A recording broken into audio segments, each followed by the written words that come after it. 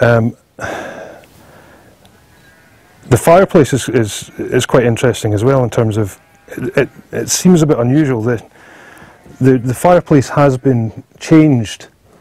It looks like stones have been packed in, and this metal, this is cast iron in here. A cast iron sheet has been placed in the bottom of the fireplace, and possibly some sort of stove or, you know, actual metal fitting, and perhaps there's a pipe going up into the chimney as well, which I think has probably been the case in the other fireplace as well. But this looks like it's probably a later addition, so I suspect the fireplace was originally a lot simpler, just perhaps this big stone and the area of the chimney itself.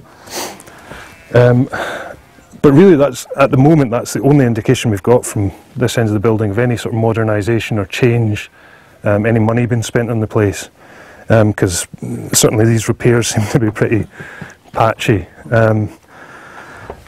There's a slightly interesting thing which we haven't really got into yet with this side, which is you've got the real hard packed floor in the middle, and over this side you've got quite soft clay. It's not been compacted in the same way.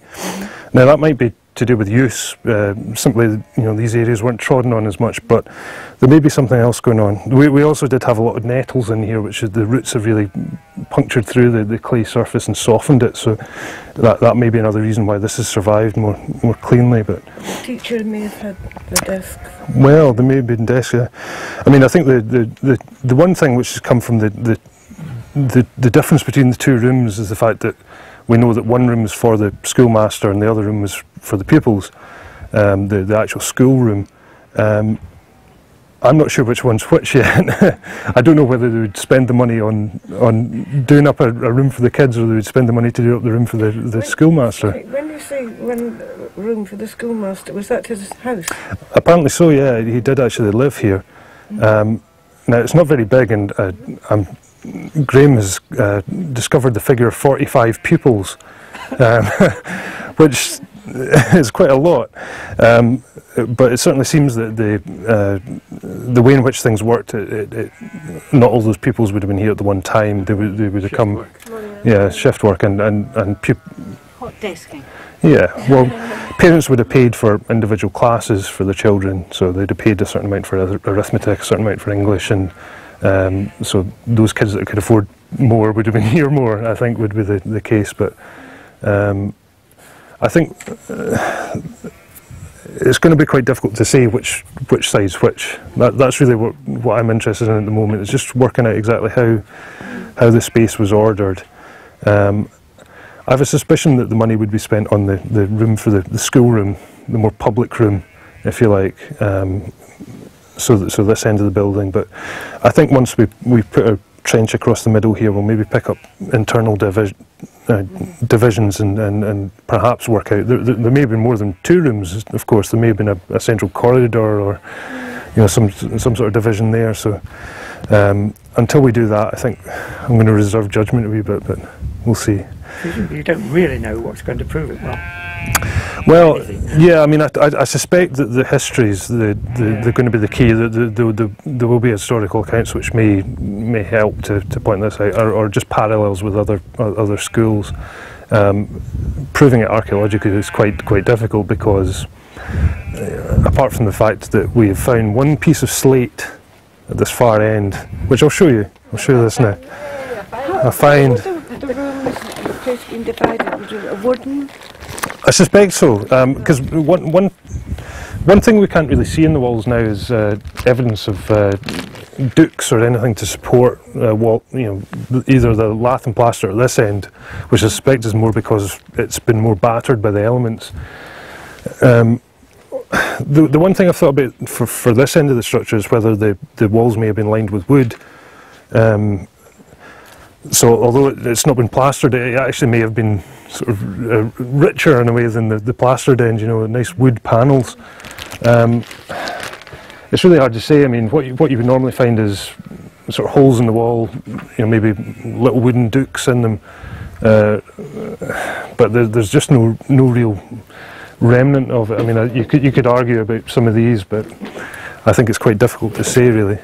So I suspect that internal partition would have been supported in the same way. So you would have, just into little crevices between the stones. A small duke and then a frame would be built around that. I think the floor would be quite a simple construction. It would just simply be timbers laid out and then floorboards on top of that. So I don't think the timbers were attached to the walls in any sort of substantial way, really. Right. We've had quite a lot of slate from the site, because in the walls you can probably see when you look round that they've used the slate to make up the levels of the courses, but this one piece of slate just looks a wee bit different, and it's got this slightly sloping edge as well on it, which I think might have been fitted into a frame. So, yeah. The children would have written on that. Yeah, I think so. It's quite different to the slate that's been used in the walls, which is more like roofing slate that's been broken up. And the very fact that it's beveled. It's big enough for the slate for writing. Yeah. I can remember that during Second World War. You had slates because paper was difficult. Wood was used for you also had to take a wee wet sponge. Military reasons, so we all had slates and chalk, and the slate was about that thickness. Yeah.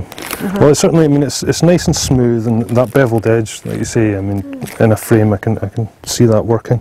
There's a few scratches on it, but it's quite easy to scratch the slate, so I'm not reading anything into that. A thimble. Yes, a thimble.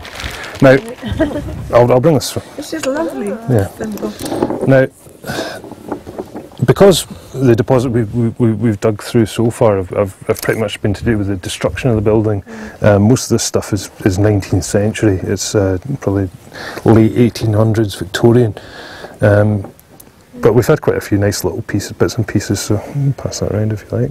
Is it brass? It's a copper alloy. Copper alloy. That was a lost thimble and you found it. Well, that was up in this corner up here. So. Remember Barbara Crawford, of whom you will know, Yes. was working on a site in Shetland, a Norse site, and her favourite find of all time was a sock, a Viking sock. And she felt that, okay, 1,000 years after Mrs. Hagar had mislaid it, she never found the other one. There's a wee button as well, brass button. You don't have your finds from today, do you? That was a fight between two buttons. boys, and one of them pulled the jacket. Sorry, I make these. Now, bit of a tackety boot. The sole of the boot. We actually got the heel piece as well, the metal heel piece as well, but it's in another bag, so I failed to find it. There's the lovely shade of battleship grey that they've used to paint the plastered end of the building. This is actually a piece of plaster that's come from the far end. So yeah, this is your inside face with a bit of paint on it. Oh yeah. See all the small metal inserts.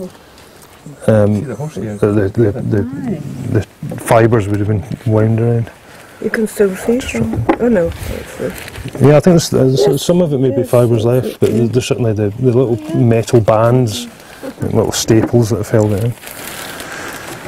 Now these Wondrous objects. Heating light. covers from paraffin lamps, yeah. So quite a few of those actually, 4. This is the bit of the plaster that was on the floor. Well, that had fallen in. I think this has come from one of the walls. Right. And that had collapsed in. Quite substantial. Yeah, we got some really big pieces actually, yeah. And you can see on the back as well actually There's a pattern on it. I don't think there's a pattern as such. I think it's just where the paint's flaked away and worn. Cheers. Yeah, that's a nice one. You passed. Is that horn button? Yeah, there's a.